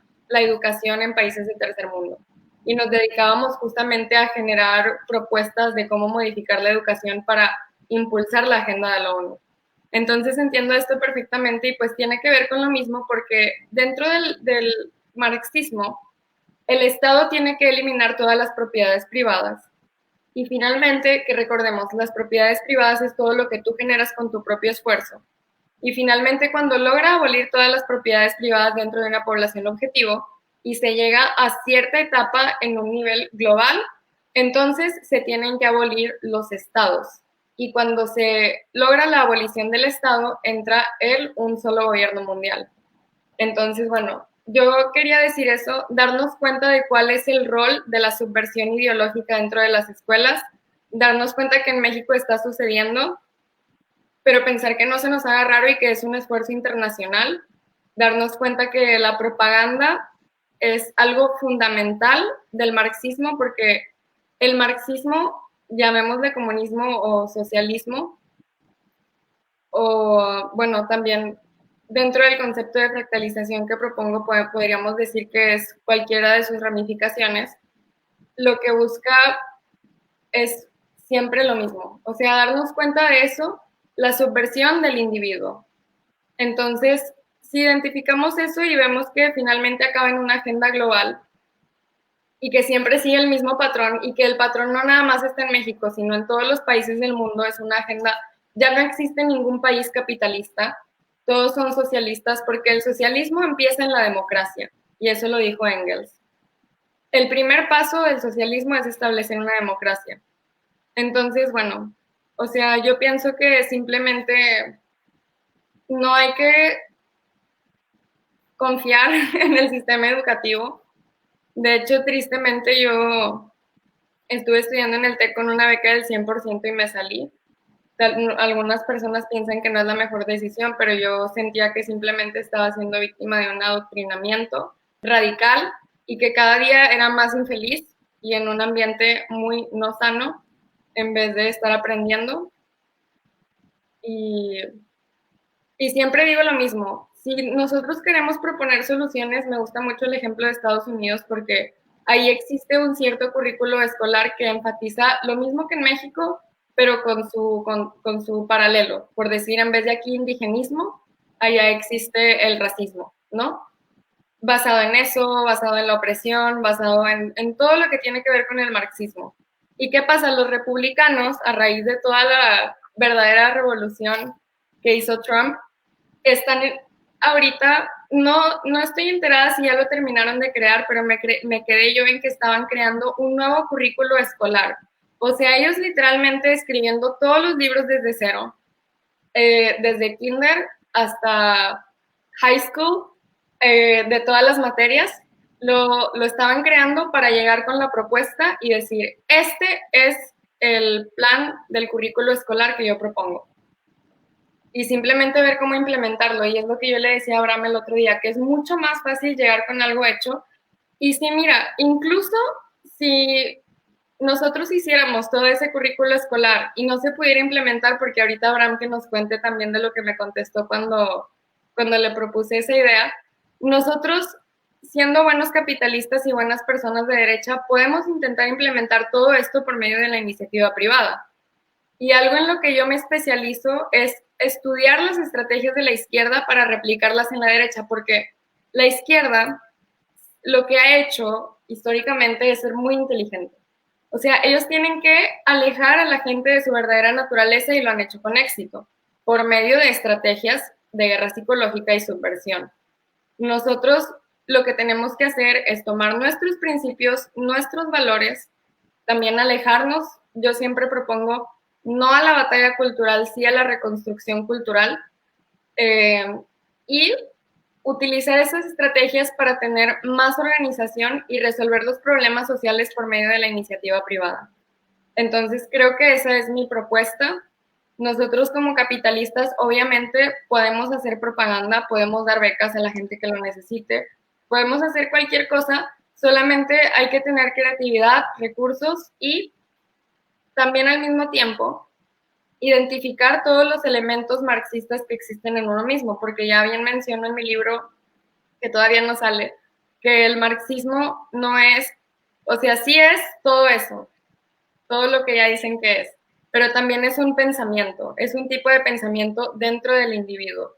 Y si eliminamos todas esas características, por ejemplo, la noción de lucha, de odio, de soberbia, o sea, pensar que yo tengo la razón y todos los demás no, también incluye la victimización, la dependencia, todos estos elementos, pues todo se puede resolver porque se abre el diálogo, se buscan cosas en común, se crean nuevos sistemas, literalmente. Solamente hay que ignorar a todo lo que nos han propuesto, a todo lo que nos... Porque esta es otra cosa del sistema socialista, o sea, que busca que tanto los disidentes como los marxistas, los sujetos subvertidos, piensen dentro de un mismo marco de pensamiento estandarizado. Entonces, eso es algo que yo propongo. Nosotros todos hemos pasado por el sistema educativo, que yo le llamo un centro de adoctrinamiento, más o menos. Y obviamente es imposible salir de ahí limpios. Siempre salimos con algo, con una idea, con un pensamiento, que si somos flojos, que si somos, no sé, que si alguien me grita y me ofendo, cualquier cosa, pero todos tenemos algo que podemos mejorar.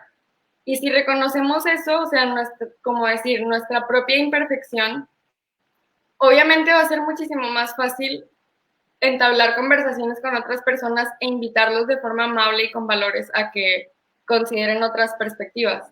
Y la educación, esto es algo bien importante y que también comentábamos Ricardo y yo en ese live, no nada más es como la educación en la escuela, sino que el marxismo hace un esfuerzo de propaganda, o sea, como lo hace en China, que tiene un departamento de propaganda que se encarga exclusivamente de fortalecer la imagen de China y difamar a Estados Unidos en cualquier lado, adentro o fuera de China.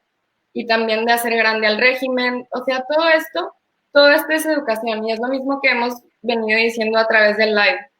Entonces, no sé, tal vez sean muchas ideas. Quise exponer mis puntos de vista principales porque pienso que todos podemos colaborar a través de los valores, que ese es mi punto más fuerte y principal y mi aportación, que yo creo que puede proporcionar algo de valor a esta reconstrucción cultural de nuevo. Y pues de nuevo muy agradecida por la invitación, por participar con estas tres personas que aprecio tanto. Y bueno, cualquier duda, pues aquí estoy también. De hecho, quisiera decir una cosa súper rápida, y es que en la actualidad nos vamos a encontrar con un problema mucho más grave, a mi juicio, de lo que pensamos que era hace poco tiempo, meses, semanas, un año, 2 años quizá, a lo mucho. Y es que el estado actual, y ojo a lo que voy a decir, porque igual se me pueden echar encima muchos, el estado actual es logro de los liberales. ¿Sí? La forma en la que empezamos a cambiar la cultura en la actualidad es logro de los que se vendieron como los que estaban reivindicando la libertad. No en vano existen los liberprogres, por ejemplo, ¿no? Los liberprogres es el ejemplo perfecto de que los liberales se volvieron los idiotas útiles de la izquierda. ¿Sí? Entonces, bajo ese criterio podemos decir que hay una verdadera revolución desde la derecha o desde los que estamos aquí presentes y desde los que nos están viendo, porque estamos batallando contra dos frentes, contra el frente que está exponiendo Pamela, pero también contra el frente que durante mucho tiempo pareciera que iba por el buen camino, ¿no? Pero ese frente que únicamente fue por la libertad privada, perdón, por la por la libertad económica y descuidó, pero gacho, la cultura y los valores que hacían que la libertad económica fuera ejercible, ¿vale? Porque la libertad económica sin cultura y sin valores no funciona de absolutamente nada, se cae, ¿sí? Entonces, luchar contra esos dos frentes, contra los liberales y contra los zurdos, marxistas, progresistas, que al final de cuentas convergen en una sola, en una coincidencia, tienen una coincidencia, y es que la cultura les vale, como diría el CAP, les vale pito, ¿no? La cultura a ambos lados o sea, les viene valiendo en términos de que si les funciona o no les funciona, ¿vale? Entonces tienes ya ahora el globalismo, que no es lo mismo que la globalización, son cosas diferentes. Entonces tienes globalismo, tienes progres, tienes zurdos, tienes feministas, tienes comunistas, tienes socialistas y tienes liberales que vienen a decirle a los de nueva derecha o la derecha o a los conservadores, ¿sí? Que son unos supremacistas y que queremos imponer cosas que, según ellos, no funcionan, ¿vale? Como si la palabra conservador fuera un insulto, ¿eh? O sea, a mí cuando me llaman conservador les digo, ¿y el insulto dónde está? Y sabes No, una o cosa, sea, Jan, sí, muy sí, dime. rápida, nada más rapidísimo. Lo que dices es fundamental porque todo este asunto se trata de libertad. La libertad que el Estado está quitando a las familias y a los padres de los niños de educar a sus hijos con las reglas y los valores que ellos quieren. El Estado está inculcando los valores del Estado. El Estado está formando al tipo de gente que quiere en el país. Antes se enfocaba más en una gente victimizada, en una gente resultante de una lucha de clases, de castas, de lo que queramos llamar. Y el día de hoy, y de nuevo invito al público a darse un clavado en el contenido de los libros de texto obligatorio que se están utilizando hoy en día para educar a nuestros hijos, está enfocado a integrarlos ya no una izquierda local, sino una izquierda internacional. En verdad es sorprendente y el nivel de esfuerzo que han impreso en involucrarnos en la agenda de perspectiva de género, en la agenda ambientalista internacional, porque, ojo ahí, la agenda donde está Greta y todo eso, y lo refiero rápido, es en el libro de cívica y ética de quinto de primaria.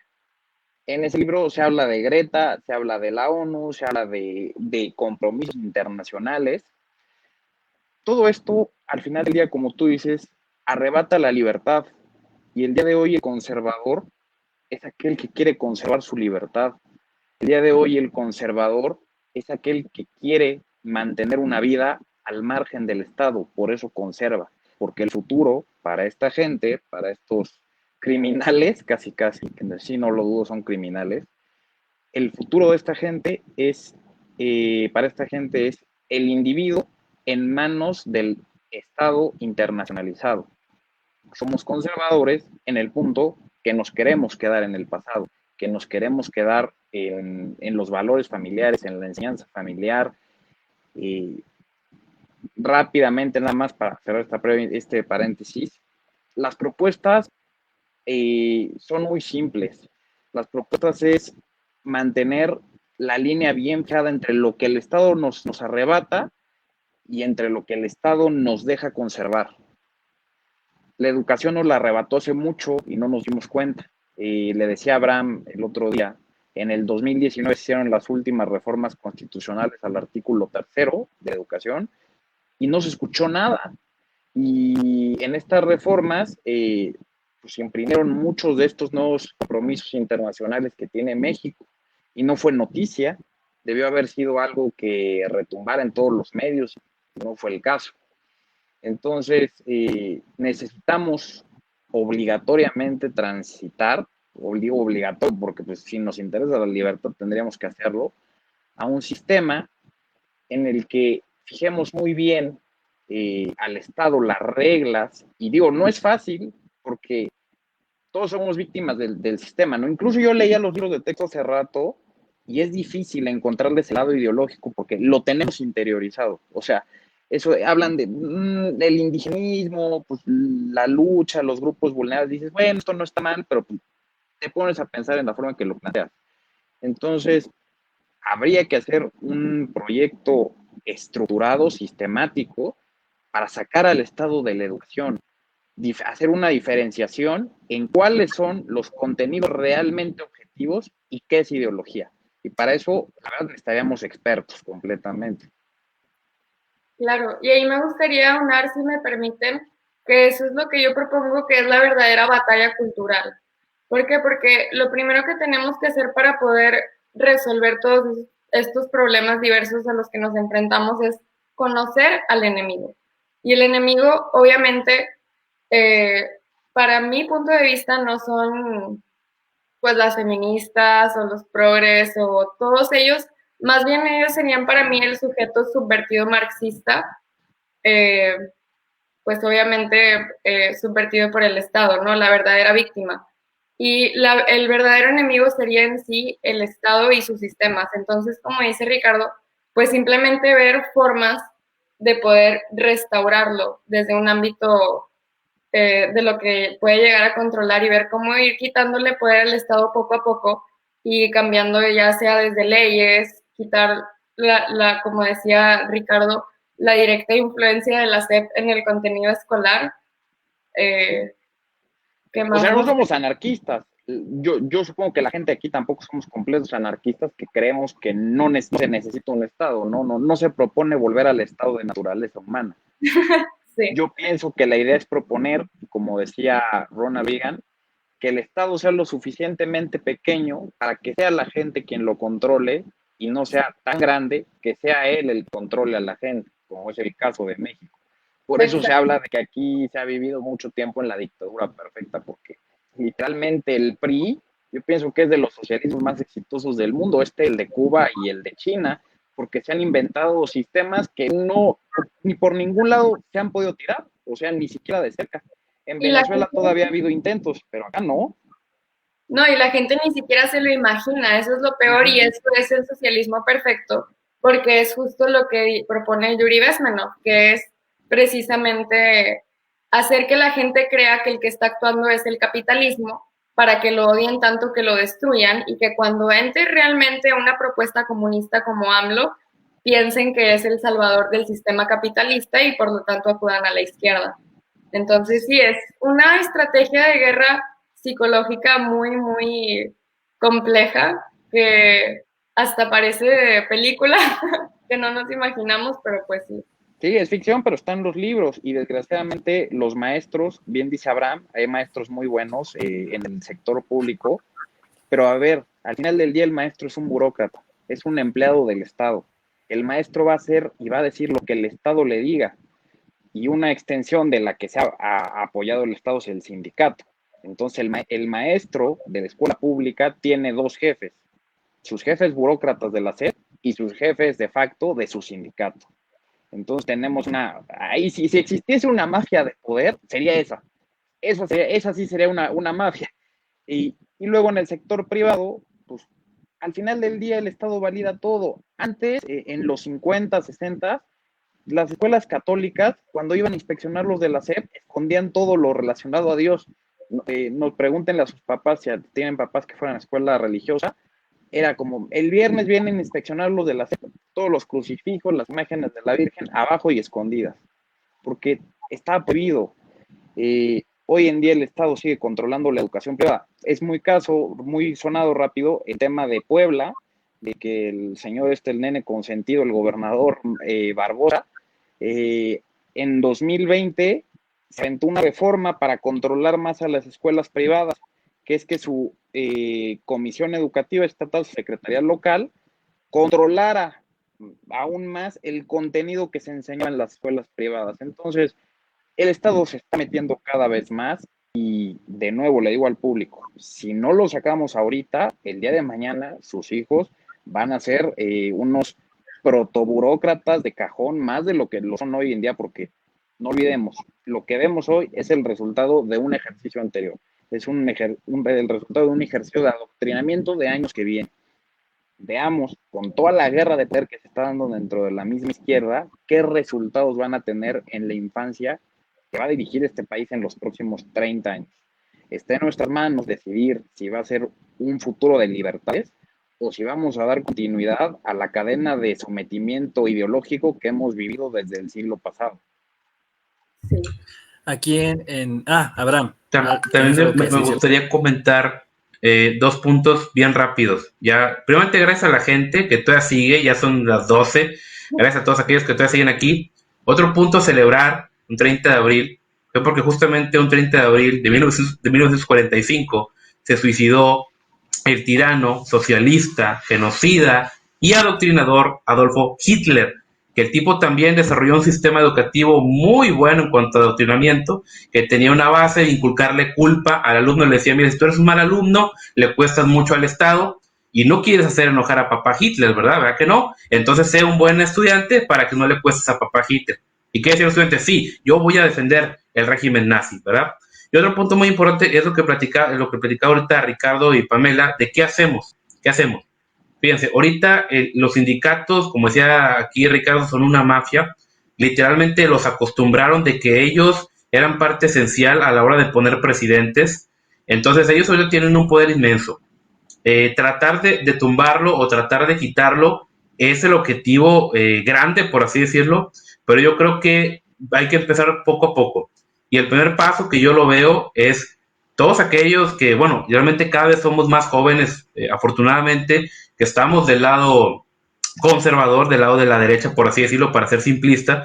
Y lo primero que creo que veo yo es que tienes que informarte, o sea, tienes que educarte, tienes que buscar alternativas para saber cómo vas a guiar a tu familia.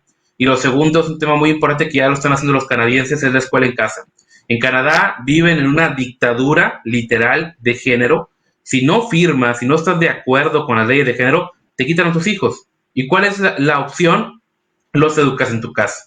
Entonces, en México todavía nos falta mucho, es algo que platicábamos también en la carnita asada también, la vez pasada, y nos falta mucho para llegar a eso.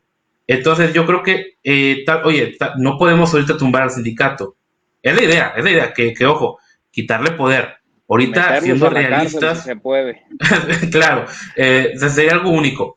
Pero ahorita creo yo que lo primario que podemos hacer a corto plazo es empezar a trabajar en ese tipo de temas. Oye, tú no quieres que tus hijos salgan adoctrinados, no quieres batallar con esto. Oye, hay que proponer o hay que impulsar institutos más privados, ya sea la escuela es casa, o sea, ver alternativas en las cuales realmente pueda haber otro tipo de opciones. Porque si no, como decía Wesley, lo que una generación tolera, la próxima lo va a abrazar. Y vámonos paso a paso, ¿verdad? Porque les comento, es un sueño, ahorita yo lo como un sueño, tratar de romper ese tipo de mafias, pero siendo realistas es muy complicado. Gente ya con muchos más recursos que nosotros y con mucho más experiencia lo ha tratado de hacer, y me consta, y no ha podido. Entonces, ojo, no digo que sea imposible, digo que es difícil, pero tenemos que seguir un plan. Yo te propongo hacer lo que hizo Mao Zedong. Vamos a hacer un plan de 100 años. Un plan de 100 años, a mí no me interesa. Yo estoy dispuesta a hacer un plan de 100 años y cuando yo me muera, ese plan va a continuar. Porque ándale, me parece bien. Para otro y nosotros tampoco. Tenemos que empezar paso por paso, o sea, como dice el marxismo, lucha por lucha, parte por parte, paso por paso. Al enemigo no se le destruye todo de una sola vez, se le destruye de poquito a poquito, a poquito, a poquito, a poquito. Y eso es lo que vamos a hacer también nosotros, no hay ningún problema. Estamos estudiando, nos estamos formando, estamos haciendo una derecha conservadora firme aquí en México y sin duda lo vamos a lograr. Nadie de esos tontos tiene el apoyo de Dios y nosotros sí, con eso digo todo. Nosotros tenemos valores y lo que sea que hagamos va a salir bien porque el bien siempre gana al final y nosotros no podemos olvidarnos de eso. Al mismo tiempo seguir siendo muy inteligentes, pero pues simplemente tener esa seguridad. El marxismo dice, nunca subestimes al enemigo, pero nunca dudes que vas a ganar la batalla. Claro. Mismo nosotros. Y claro. Y una derecha real, no como la payasada esa que tienen los tibios centristas y semi-izquierdosos del PAN y del PES, ¿no? De que nada más tiran hacia donde les conviene, o sea. No, ellos son los tontos útiles al final de cuentas, ¿eh? Son unos pusilánimes y la verdad es que tuvieron su oportunidad, fracasaron, siguieron la misma línea y pues, bueno, yo no sé ustedes, pero yo la verdad me urge el momento en el que este país tenga una derecha real y no estas bajezas y payasadas a las que nos tienen acostumbrados. Amena eso, Ricardo. Y yo nada más para terminar, yo siempre les digo a todos que como siempre, el socialismo no funciona y a los hechos no les importan sus sentimientos. Grábenselo bien. A la realidad no le importan tus sentimientos, así es.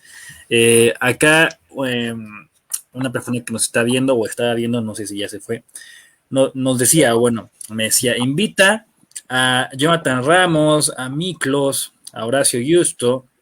Digo, bueno, si hay gente que es la primera vez que nos ve, hago un paréntesis. Aquí, en este canal y en mis redes sociales, nos enfocamos, o he venido trabajando también, para reunir a la mayor cantidad de gente posible que está dando la batalla cultural desde esa trinchera.